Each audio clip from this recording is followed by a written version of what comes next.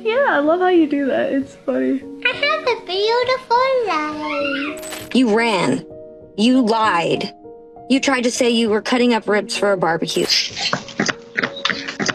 The man had been searching for his son for hours. He checked the house, he checked the yard, he checked the park where the neighbourhood kids usually hung out. But nothing. By early afternoon, he was walking the property line behind his home, calling out, hoping for an answer. That's when he noticed something small but alarming. His old utility trailer, the one he rarely used anymore. The lock was hanging crooked. It was half snapped, half twisted. It looked like somebody had pulled it apart with their bare hands. He stepped closer, and a faint chemical smell drifted out from under the small gap in the door. It was sharp, metallic, chemical, and wrong. At first he thought that maybe, for some reason, somebody had been cleaning inside it. But the scent grew stronger and stronger, the kind that stings your eyes and clings to the back of your throat. He called his son's name once again, but still he got no answer. With one hard pull, the trailer door came open. Light flooded into the dark interior, and instantly, the man froze. There was something inside, something wrapped, bundled, stuffed into bags that he knew shouldn't have been there. Bags that were heavy enough to slump and sag under their own weight. He backed away, gasping for air, hand shaking as he fumbled for his phone. By the time officers arrived, the smell was overwhelming. Cleaning agents and a red fluid spilled across the floors, streaked across the metal walls, and pooled beneath the bags. One officer stepped inside, then another, then a third. No one spoke at first, because really, no one had to. From the moment that first bag was lifted, it became clear that the identity of the contents of the bag was going to shake this entire community and tear open a mystery that no one was prepared to face. This one is a roller coaster. Here we go.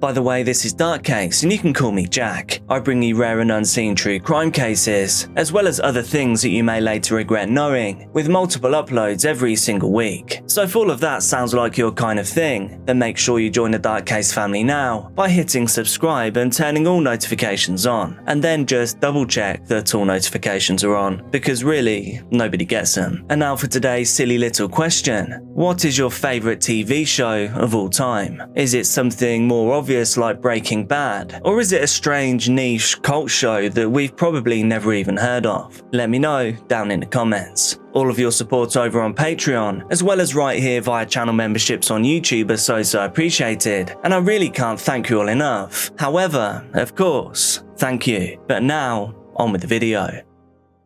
In almost every neighbourhood, there's that one little cluster of kids who seem glued together. The same hangouts, the same inside jokes, the same stories repeated 1,000 times over. In this part of Taylorsville, that group included a quiet 17-year-old boy named Rowdy. He wasn't the loud one. He wasn't the class clown. If anything, people remembered him as a little withdrawn. Some said he was a little troubled, but nothing too serious. He had grown up around the same streets, the same houses, the same faces. And in that small circle of teens, there was another kid that everyone noticed right away. And the first impression they got was his sheer physical presence. His name was Ivan Nickolas Vetecnik, but everyone just called him Nick. At 15 years old, Nick stood at about 6'3", and he weighed around 350 pounds. To strangers that could sound intimidating, but to the people who knew and loved him, he was something else entirely. They called him their gentle giant. Nick had been through more loss before his 16th birthday than many people face in a lifetime. Firstly, his mother passed away from cancer, then an uncle and then his father passed away from a sudden heart attack. So 3 close family members were gone in under 2 years. Each time this happened, the adults around him braced for Nick to just shut down, to lash out, to turn bitter, but he didn't. Instead, Nick became even more protective of the people that he still had. He teased his grandpa and called him nerd. In this security camera footage, we can get a real idea of who Nick actually was. We see his grandpa stumble and nearly fall, and well, just look at what Nick does and what he says. Here's what I want to get. Nick. I got you. I got you. Okay? Yeah. Okay. Oh my gosh. Not gonna let you fall, I promise that. Oh, okay. Thank you. It's really heartwarming, and I guess really heartbreaking too. He'd scoop his aunt into big bear hugs. On Halloween, he'd dress up in an eerie clown costume, sit in a chair with a sign that said free hugs. And then when the neighbourhood kids got too scared, he'd rip off the mask and flash his huge grin, and then hand over some of his candy for the kids that didn't have much. He loved animals, he loved fishing, he loved making other people feel safe, even though his own world was falling apart. And so, when one of the boys in that friendship group reached out, asking him to hang out with him, Nick obviously said yes. Because to Nick, a friend was a friend, and he needed as many people around him as possible.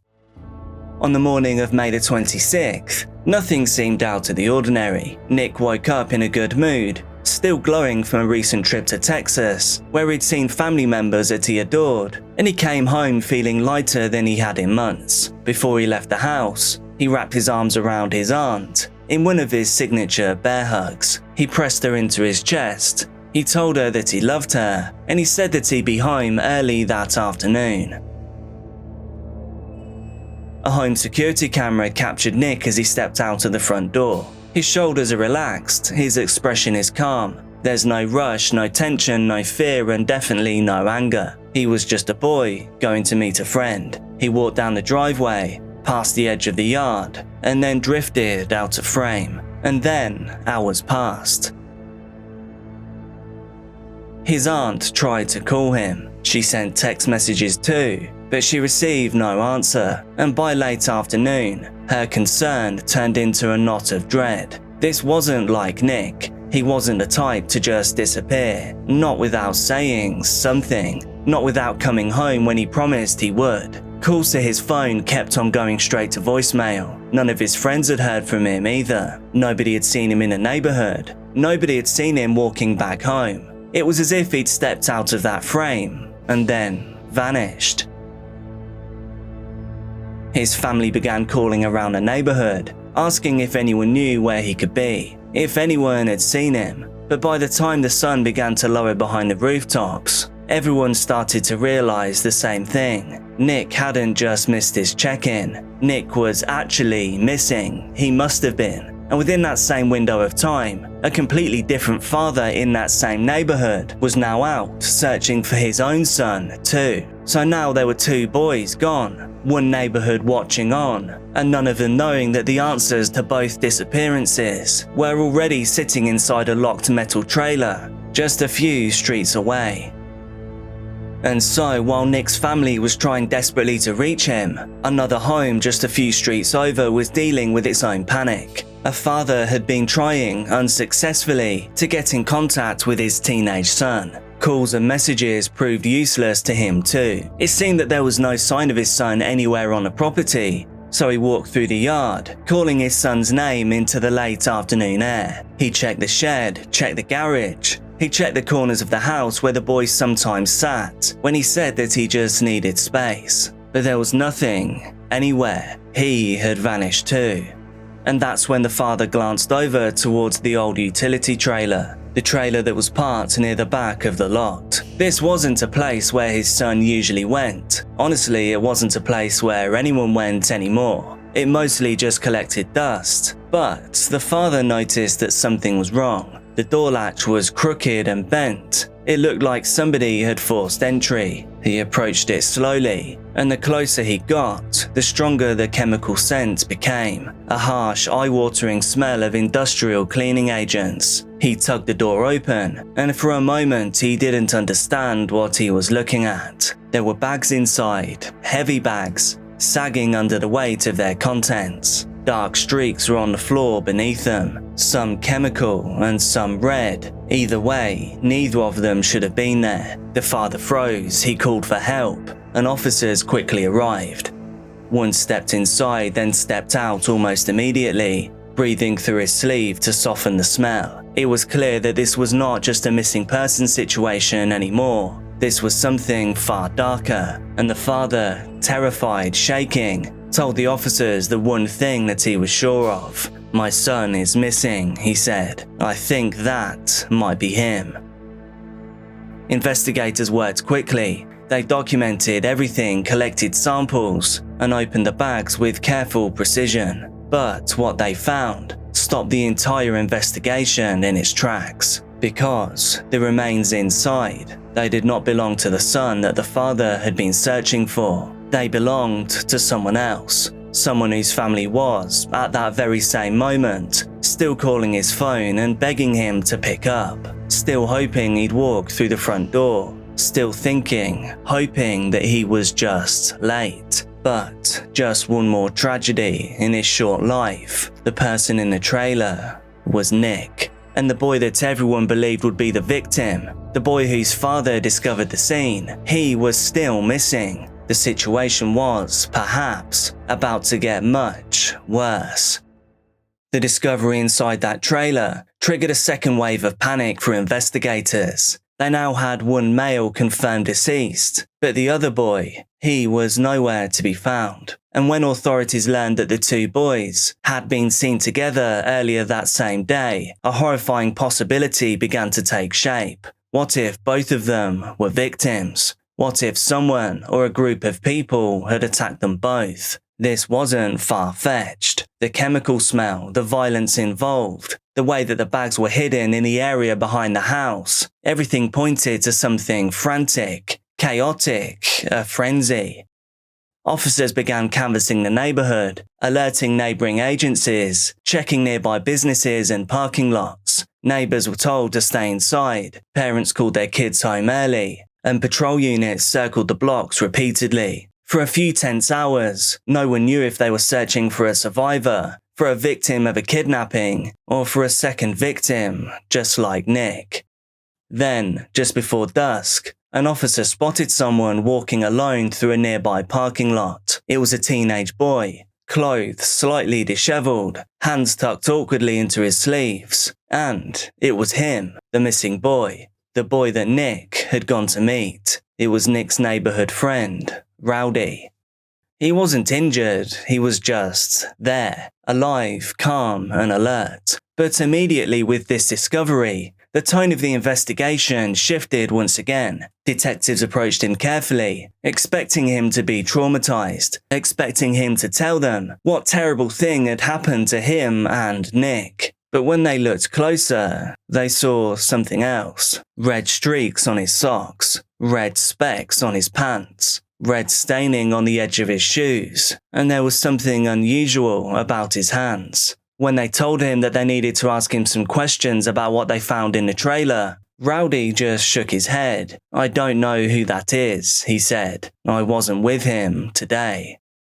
Once Rowdy was brought into the station, detectives expected that maybe the shock would wear off. They expected anything that resembled a kid who had just lost a friend. But what they saw instead left them stunned. Rowdy was calm, and it seemed that, indeed, he had absolutely no idea about what had happened to Nick. He also told his story, but that story didn't line up with anything that investigators already believed they knew. So had they just gotten everything wrong up to this point?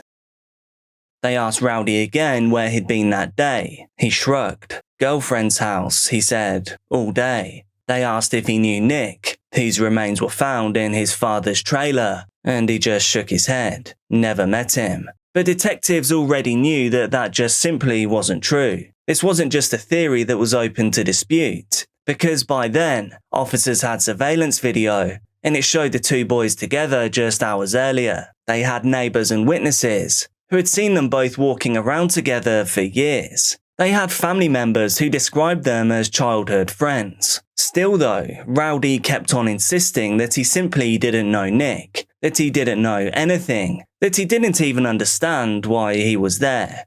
But detectives would soon discover even more disturbing details, and they realised that Rowdy had injuries to his hands. However, he had a reason for these, and I warn you, they're some of the most haunting things I've ever heard. Things that would leave the cops flabbergasted.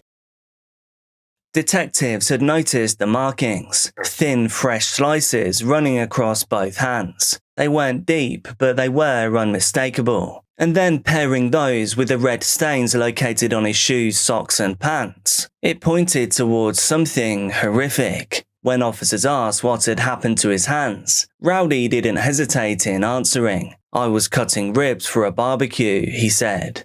"I slipped." But by then, detectives had already started searching his home. They'd seen the cleaning agents, they'd seen the sharp implements, the bags, and the full combination of the details of the scene, and they knew that whatever happened inside that trailer, it had absolutely nothing to do with barbecue ribs. The meat in question, well, we know what it really was. A new and disturbing reality was sinking in, and it was only due to get worse.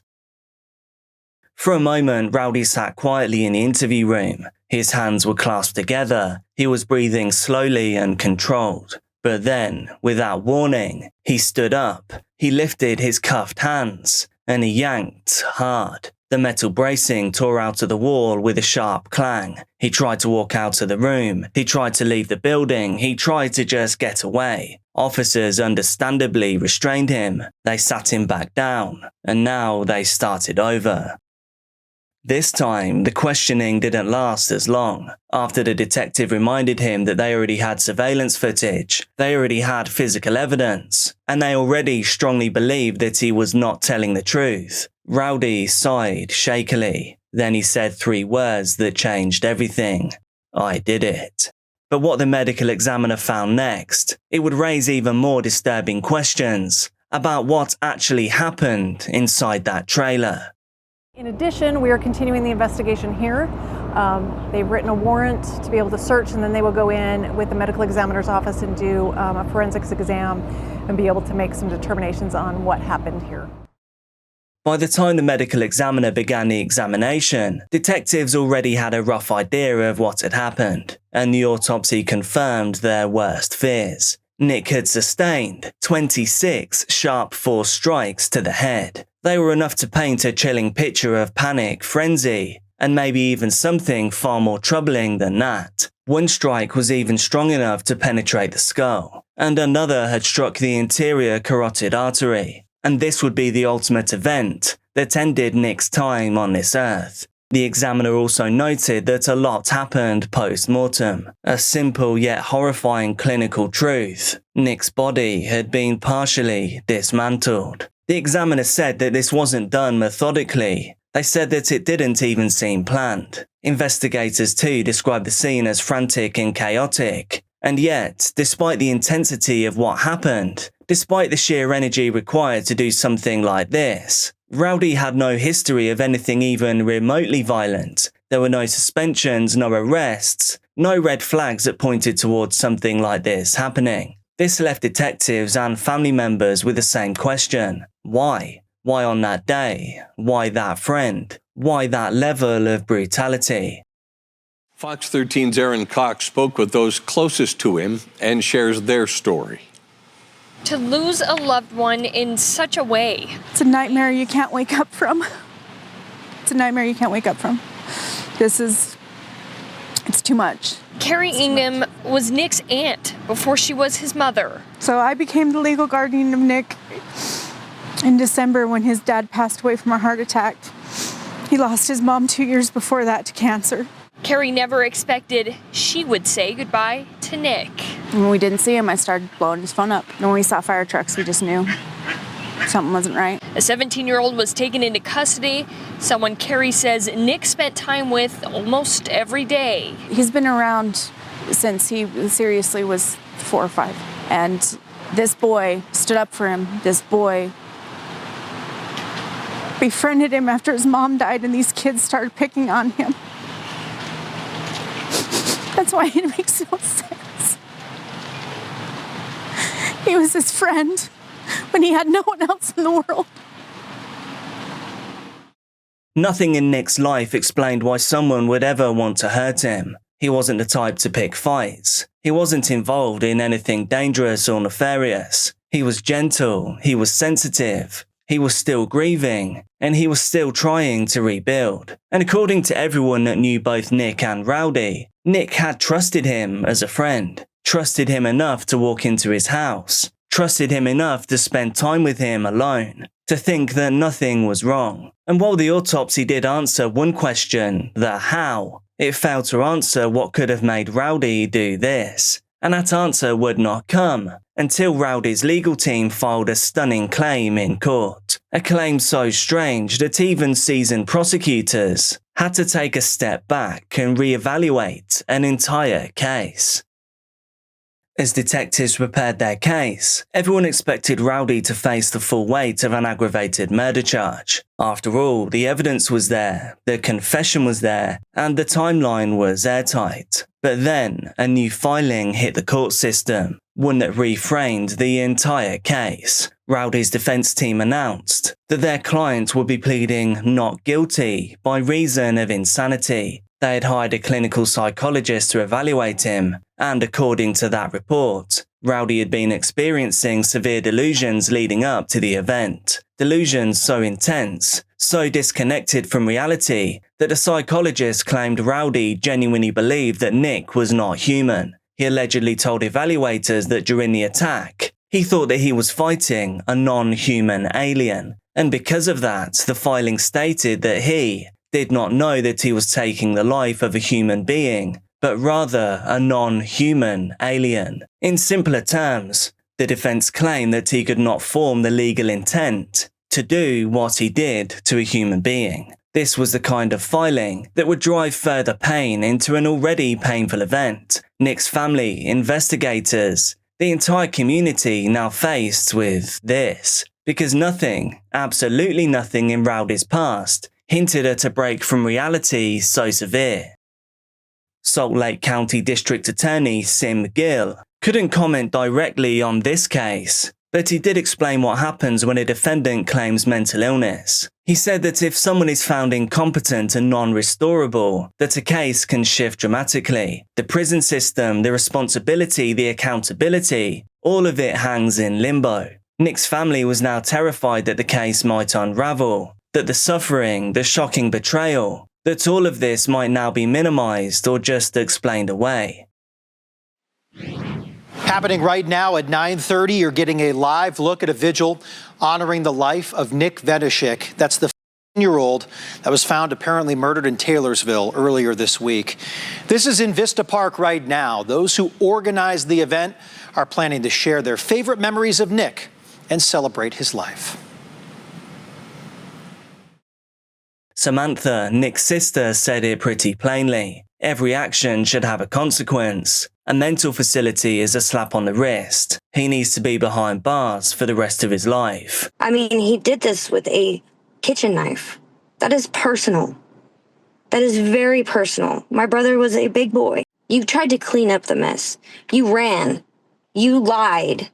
You tried to say you were cutting up ribs for a barbecue. The community, his family, other people, I feel like he's a threat to the people that are around him where he's at right now. But before the court could rule, before the state psychologists conducted their own evaluation, a different piece of evidence would quietly lock the truth into place. Something with no emotion, no bias, no room for interpretation, just time-stamped reality. When all the claims, statements and theories were stripped away, what remained were the digital witnesses, the cameras. They can tell the story exactly as it happened, and the story that they told was this. Firstly, they saw Nick leaving his home, and then at 10:09 a.m., Nick and Rowdy were walking together into Rowdy's home. Both were calm and looking happy, nothing unusual yet. Then at 1:20 p.m., The same camera showed the door opening once again. This time though, only one of them walks out. Of course, Rowdy. His shirt is now heavily stained with dark red. He moves quickly, avoiding the camera's angle as much as he can. Then at 1:30 p.m, a business security camera catches Rowdy once again, now walking across a nearby field, carrying a large black garbage bag. He disappears behind a tree line and then returns empty-handed. Now at 1:42 p.m, another camera records him making the same trip, this time with a white bag. Same field, same walk back without a bag. And both of those bags, when recovered by investigators, were the same bags that contained parts of Nick's remains. And then inside the trailer, a sharp implement was found, and on that sharp implement, there was DNA from both boys. Nearby, a leather glove, also covered in a reddish staining, carried Rowdy's DNA and Nick's. Inside Rowdy's bedroom, detectives found the same shirt that he was seen wearing on the camera, and it was still soaked in the same stains. This was definitely not accidental. All of the evidence pointed towards method, decision after decision, and it was captured almost second by second. And once this timeline was complete, the insanity claim grew more complicated. Scrutiny increased. It was more heavily examined, because regardless of what Rowdy believed in that moment, the camera showed that he knew how to clean up. He knew how to hide evidence and to change his clothes, even to leave his house twice to try and conceal what had happened. With every one of these timestamps, the prosecution's case only strengthened, building towards one final court appearance that would throw one more spanner in the works of the case as we know it.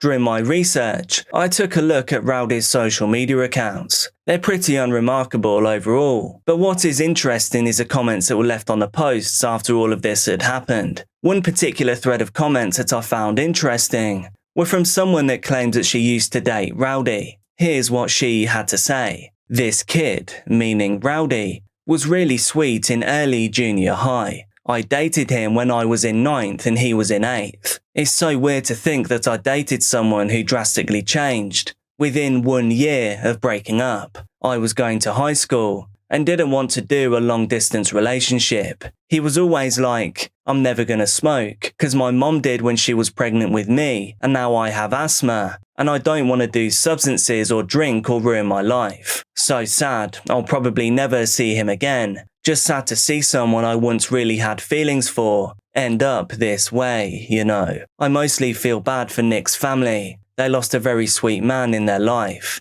I never knew him, but his obituary said that he was very sweet and kind. I can't imagine what they're going through. I want to send lots of love to them. He was a really sweet guy, meaning Rowdy. He was always super nice, at least to me. So yeah, I found that insight pretty interesting. It seems like whatever happened did seem to change Rowdy into a totally different person. And according to his ex-girlfriend, this must have happened over the space of just a year. After years of hearings, evaluations, delays and filings, the case finally reached a turning point. A turning point that almost nobody expected. Rowdy Aguilar, now older, now facing the full weight of the evidence stacked against him, he stood before the court and entered a plea. This would be guilty, but with a mental health condition. It wasn't a full insanity defense. This would not be a walk-away verdict. Instead, it was a legal acknowledgement that, although mental illness may have played a role, the crime still carried the highest level of responsibility. By accepting that plea, Rowdy admitted to doing all of this to Nick. He admitted to causing all of the injuries, admitted to the attempts to hide the body, admitted to the lies, the cleanup, the 2 trips into the field. And in return, the state removed the additional charges: obstruction, desecration of a human body, escape, and this cleared the path for one single focus: aggravated murder. Under Utah law, because Rowdy was 17 when all of this occurred, he couldn't receive the death penalty or true life without parole, but he could receive a mandatory minimum sentence of 25 years to life. And this is exactly what he now faces. Until he turns 25, he will remain in a youth secure facility, the highest level available to him right now. and after that he'll be transferred to the Utah State Correctional Facility to serve out the remainder of his time. This could potentially be decades. It could potentially be the rest of his life. During the plea hearing, Salt Lake County District Attorney Sim Gill spoke bluntly. "This was a tragic and heinous crime. We hope this conviction brings the family a measure of justice." Nick's sister, Samantha, wrote online after the hearing plea, "Today felt like a win, but no amount of time in prison will ever be enough. He took my baby brother in the worst possible way."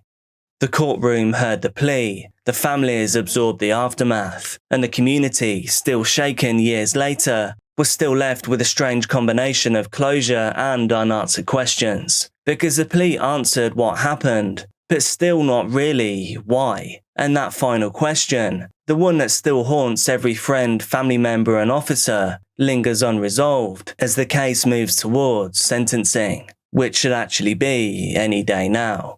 In the end, the truth of what happened in that house on that quiet spring morning is something that no one may ever fully understand. What we do know is that two boys walked into that home together, boys who had grown up on the same streets, who had shared the same childhood places, who had laughed together, played together and trusted one another, but then only one of them walked out.